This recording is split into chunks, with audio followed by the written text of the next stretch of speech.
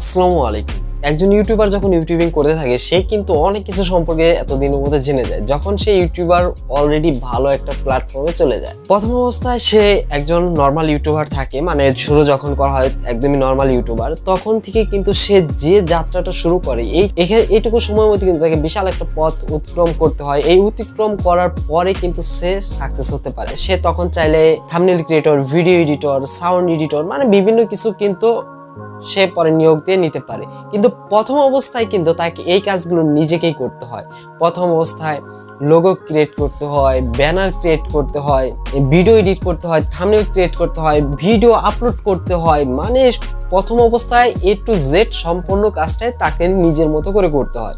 তো এই প্রথম অবস্থায় যে কাজগুলো সে করে এর মধ্যে সে কিন্তু অনেক কিছু শিখে যায়। এখান থেকে সে শিখতে পারে যে আমি কোন কাজটি করলে বেশি ভালো হবে, কিভাবে আমার থাম্বনেল তৈরি করতে হবে, কিভাবে ভিডিও এডিট করতে হবে, এগুলো কিন্তু সে শিখে যায়।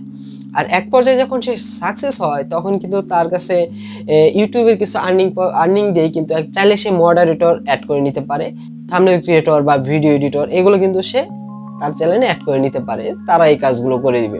কিন্তু প্রথম অবস্থায় কিন্তু তাকে A to Z সম্পূর্ণ কাজটুকুই নিজের মতো করে করতে হয়। প্রথম অবস্থায় যখন আপনি আসবেন আপনাকেও সেম একই কাজগুলোই করতে হবে, যেমন আমাকে এখন বর্তমান সময়ে করতে হচ্ছে। এই কাজগুলো আপনাকেও করতে হবে। থাম্বনেল কিভাবে তৈরি করব, ভিডিও কিভাবে এডিট করব, লোগো কিভাবে তৈরি করব, কভার ফটো কিভাবে তৈরি করব, এই কোশ্চেনগুলো প্রথম অবস্থায় মাথায় ঘুরে। আর প্রথম অবস্থায় হাবিজাবি একটা দিয়েই আমরা ভিডিও ছেড়ে দিই। থাম্বনেল হাবিজাবি একটা থাম্বনেল ক্রিয়েট করে দিলে কিন্তু ভিউ আসার সম্ভাবনা কমে যায়। আর প্রথম অবস্থায় আমরা নতুন ইউটিউবাররা কিন্তু এই কাজটাই করি। তো আমাদের প্রথম অবস্থায় এই কাজ করা ছাড়া কোনো উপায়ই থাকে না, কারণ এই কাজটা আমাদের অ্যাকচুয়ালি আমি নিজেও করেছি বা এখনো হয়তো আমি করছি, ওই আমি প্রফেশনাল ভাবে এখনো যাইনি। তো আপনি যখন ইউটিউবে কাজ করবেন সেম এই কাজগুলো আপনাকেও করতে হবে। কিন্তু আপনি এখান থেকে অনেক কিছু শিখে যাবেন, এখান থেকে অনেক কিছু শিখতে পারবেন।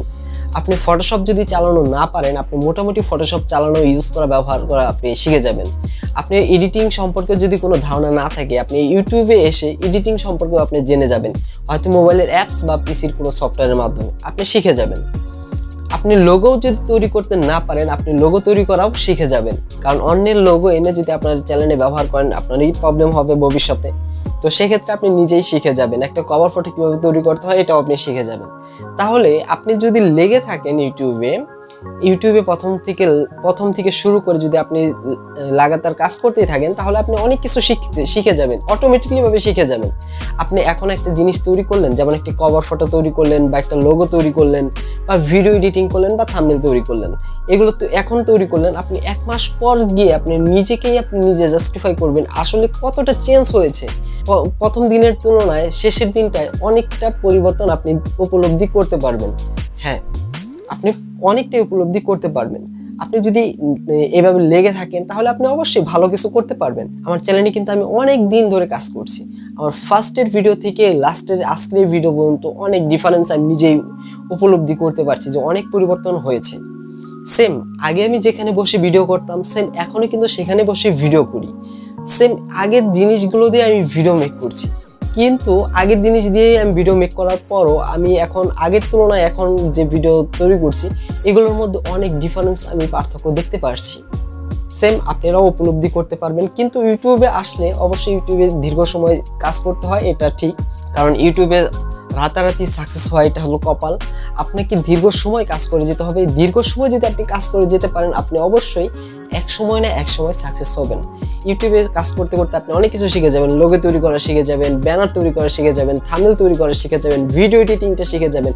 যেগুলো আপনার জানা ছিল না তখন আপনি ইউটিউবে আসলে আপনার বাধ্যগতভাবেই আপনি এগুলো শিখে যাবেন।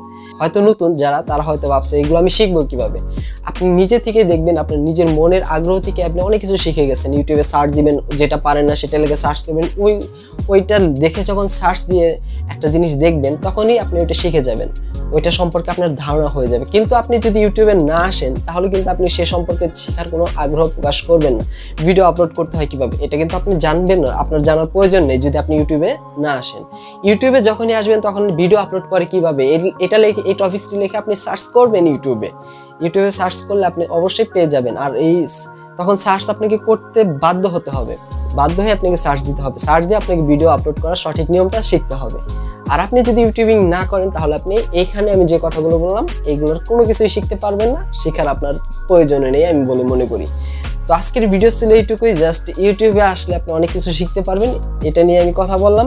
তো ভালো থাকবেন, সুস্থ থাকবেন, দেখা হবে আগামী ভিডিওতে। আল্লাহ হাফেজ।